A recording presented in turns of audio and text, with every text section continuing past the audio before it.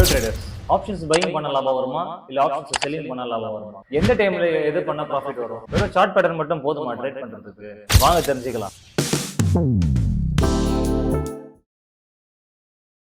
Options trading பண்ற majority of the retail people options buying தான் choose பண்ணுவாங்க ஸ்டார்டிங்ல. எதனாலன்னு கேட்டீங்கன்னா அதுல மேக்ஸிமம் லாஸே நீங்க கட்டுற அந்த பிரீமியம் மட்டும் தான். ஸோ உங்களுக்கு அந்த மார்ஜின் ரொம்ப குறைவா தேவைப்படுன்றதுக்காக ஆப்ஷன்ஸ் பையரை தான் உள்ள என்டர் ஆவாங்க. ஆனால் போக போக சஸ்டெயின் ஆக முடியாது. இதோட மெயின் ரீசன் என்னன்னு பார்த்தீங்கன்னா ஆப்ஷன்ஸ் ட்ரேடிங்ல எக்ஸ்பெரின்ற ஒரு கான்செப்ட் இருக்கு. நீங்க வாங்கி வச்சிருக்கிற ஆப்ஷன்ஸ் பிரைஸ் கொஞ்சம் கொஞ்சமா எக்ஸ்பெரி நோக்கி போகும்போது அதோட வேல்யூ கொஞ்சம் கொஞ்சமா குறைஞ்சி உங்களுக்கு லாஸ்ட் போய் முடிஞ்சிடும். ஸோ உங்களுக்கு கன்சிஸ்டன்ட் ஆப்ஷன்ஸ் பையிங்ல லாபம் வராது. நீங்க ரொம்ப அக்யூரேட்டா ரொம்ப சீக்கிரமாவே மார்க்கெட்டோடைய ட்ரெண்ட் கணிச்சா மட்டுமே தான் ஆப்ஷன்ஸ் பையிங்ல உங்களுக்கு லாபம் வந்து பெருசா வரும். இல்லைன்னா உங்களுக்கு நஷ்டத்துல தான் போய் முடியும். அதாவது தான் 90% ஆஃப் த ட்ரேடர்ஸ் வந்து ஆப்ஷன்ஸ் பையிங்ல வந்து லாஸ் ஆகுறாங்களே. ஆப்ஷன்ஸ் செல்லிங்ன்றது அப்படியே ஆப்போசிட். டைம் வேல்யூல தான் உங்களுக்கு இதுல ப்ராஃபிட்டே வருமே. நாளடைவில் ஆப்ஷன்ஸ் பையர் கிட்ட இருக்கிற பிரீமியம் கொஞ்சம் கொஞ்சமாக கரையுதுல. ஸோ கரைய உங்களுக்கு வந்து ப்ராஃபிட் வந்து அதிகமாகவே இருக்கும். ஆனால் இது ஒரு பெரிய டிஸ்அட்வான்டேஜ் என்னன்னு பார்த்தீங்கன்னா இட் ரெக்யர்ஸ் ஹியூஜ் மார்ஜின். உங்களுக்கு வந்து மார்ஜின் அமௌண்ட் ரொம்ப அதிகமாக தேவைப்படும். ரெண்டாவது என்னன்னு பார்த்தீங்கன்னா உங்களுக்கு ப்ராஃபிட் வந்து ரொம்பவே லிமிடெட், கொஞ்சம் ப்ராஃபிட் தான். மூணாவது என்னன்னு பார்த்தீங்கன்னா அன்லிமிடெட் ரிஸ்க். அன்லிமிடெட் ரிஸ்க் தான் உங்களுக்கு ப்ரெடிக்ஷனுக்கு அகைன்ஸ்டா உங்களுக்கு மார்க்கெட்டுக்கு போயிடுச்சுன்னா காசு உங்க மார்ஜின்ல இருந்து கம்ப்ளீட்டா ஒரு பையருக்கு ட்ரான்ஸ்ஃபர் ஆயிடும். ஹியூஜா உங்களுக்கு வந்து லாஸ் ஆகும். அதனால உங்களுக்கு கன்சிஸ்டண்டா லாபம் வரும் ஆப்ஷன்ஸ் செல்லிங்ல. ஆனா ஏதாச்சும் ஒரு நாள் பெரிய ஈவெண்ட் நடந்துச்சுன்னா அந்த டைம்ல லாஸ் வந்து அந்த நீங்க எடுத்த மொத்த ப்ராஃபிட்டுமே ஒரே நாள்ல கூட போக வாய்ப்பு இருக்கு. ஸோ எந்த டைம்ல ஆப்ஷன்ஸ் பை பண்ணணும், எந்த டைம்ல ஆப்ஷன் செல் பண்ணணுன்றது ரொம்பவே இம்பார்ட்டன்ட். இந்த கரெக்ட் டைம் நான் பர்சனலா ஃபாலோ பண்றத வந்து இப்போ நான் உங்ககிட்ட சொல்ல போறேன். மார்க்கெட் ரொம்ப நாளைக்கு ட்ரெண்டும் ஆகாது, ரொம்ப நாளைக்கு கன்சல்டேட்டும் ஆகாது. ஸோ நான் என்ன பண்ணுவேன்னு பார்த்தீங்கன்னா இப்போ மார்க்கெட் ரொம்ப நாளைக்கு கன்சல்டேட் ஆயிடுச்சுன்னா கண்டிப்பாக அது ஒரு பக்கம் பிரேக் ஆகும். அது அப் சைடாக இருக்கலாம், டவுன் சைடாக இருக்கலாம்.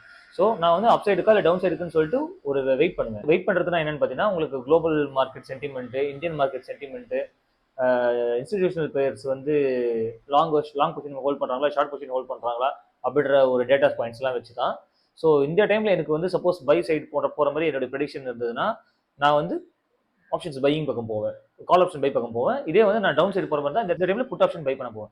ஸோ மார்க்கெட் வந்து ஒரு ரொம்ப நாளைக்கு கன்சல்டேஷன் ஃபேஸ்ல இருந்து பிரேக் ஆகிற மாதிரி டைம்ல நான் வந்து ஆப்ஷன்ஸ் பையிங் பண்ணுவேன். அந்த டைம்ல வந்து உங்களுக்கு ப்ராஃபிட்ஸ் ரொம்பவே அதிகமாக எடுக்கலாம். லாஸ் ஆனாலும் குறைச்சி வச்சு தான் லாஸ் ஆகும் சப்போஸ் வந்து ட்ரெண்ட் ஆகலைன்னா. ஆனால் அதே மாதிரி மார்க்கெட் ரொம்ப நாளைக்கு ட்ரெண்ட் ஆன பிறகு கொஞ்சம் கன்சல்டேட் ஆகும். அந்த டைம்ல போய் நீங்க ஆப்ஷன்ஸ் பை பண்ணக்கூடாது. ஏன்னா அந்த டைம்ல டைம் வேல்யூனால உங்களுக்கு எல்லாருமே கம்மியாயிடும், ப்ரீமியம்லாம் உங்களுக்கு வந்து குறைச்சிடும். ஸோ அந்த டைம்ல நான் என்ன பண்ணுவேன்னா ட்ரெண்ட் ஆன பிறகு இந்த டைம்ல கன்சல்டேட் ஆகும்னு சொல்லிட்டு முடிவு பண்ண உடனே அந்த டைம்ல வந்து ஆப்ஷன்ஸை செல் பண்ணுவோம். அந்த டைம்ல ஆப்ஷன்ஸை செல் பண்ணோம்னா அந்த டைம் வேல்யூலேயே பார்த்தீங்கன்னா உங்களுக்கு ப்ரீமியம்னா வந்து குறைஞ்சி உங்களுக்கு ப்ராஃபிட் வந்துடும். அந்த ப்ராஃபிட்டோட வெளியே வந்துடலாம். ஸோ எந்த டைம்ல எந்த ஸ்ட்ராட்டஜி இம்ப்ளிமெண்ட் பண்றது ரொம்பவே இம்பார்ட்டன்ட். சார்ட் பேட்டர்ன் மட்டும் போதுமா ட்ரேடிங் பண்றதுக்கு? நான் நிஃப்டி 50 இண்டெக்ஸ்ல ட்ரேட் பண்றதுனால சார்ட் பேட்டர்ன் மட்டும் இல்லாம அந்த நிஃப்டி 50யோட இண்டெக்ஸ் ஹெவி வெயிட் கம்பெனிஸான Reliance, ICICI bank, HDFC bank and Infosys, இந்த 4 மேஜர் கம்பெனியோட பிரைஸ் ஆக்ஷன்ஸ் அண்ட் சார்ட் பேட்டர்ன்ஸை பார்ப்பேன். அது மட்டும் இல்லாம சப்போஸ் அந்த டைம்ல வந்து இந்த 4 கம்பெனிஸ் வந்து ஏதாவது ரிசல்ட்ஸ் விடுவாங்க, அந்த குவார்டர்லி ரிசல்ட்ஸ் இருக்கும், அதுக்கேற்ற மாதிரி மார்க்கெட் வந்து ஃபிளக்சுவேட் ஆகும் ஸ்டாக் பிரைஸ். ஸோ அந்த ஸ்டாக் பிரைஸ் ஃபிளக்சுவேட் ஆச்சுன்னா இண்டெக்ஸும் வந்து மூவ் ஆகும், அது பார்க்கணும். அது மட்டும் இல்லாம அந்த டைம்ல இந்தியா விக்ஸ்ன்றது எந்த நிலைமையில இருக்குன்னு சொல்றேன். இந்தியா விக்ஸ் தான் வந்து இது வந்து கரெக்டான பிரைஸா இல்லை ரொம்ப அதிகமா இருக்கா அப்படின்றது இந்தியா விக்ஸ் தான் கண்டுபிடிக்க முடியும். அதுக்கப்புறம் யூஎஸ் மார்க்கெட்ஸ், இந்தியன் மார்க்கெட் சென்டிமெண்ட்டை பொறுத்தலாம் வந்து நான் வந்து ட்ரேட் பண்ணுவேன். So not only I believe in chart patterns, but chart பேட்டர்ன்ஸ்ன்றது ஒரு அடிஷனல் நாலேஜ் தான் உங்களுக்கு பிரைஸ் செக்ஷன். மற்றபடி ரெஸ்ட் ஆஃப் த ஃபேக்டர்ஸும் நீங்கள் ஃபண்டமெண்டல்ஸாக நீங்கள் செக் பண்ணணும் before enter into the trading. So ஒரு ட்ரேடர் நீங்கள் உள்ள வரணும்னு பார்த்தீங்கன்னா you have to be perfect and you have to be knowledge in all the sectors and all the fields.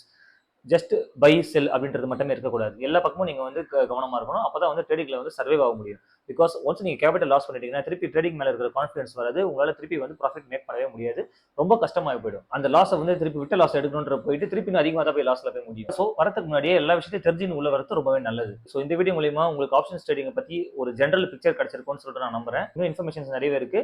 Upcoming வீடியோஸ்ல ஒன்னொன்னா உங்களுக்கு நான் எக்ஸ்பிளைன் பண்ணேன். இந்த வீடியோ உங்களுக்கு பிடிச்சிருக்கும்னு நம்புறேன். So for more videos follow explore finance. Thank you.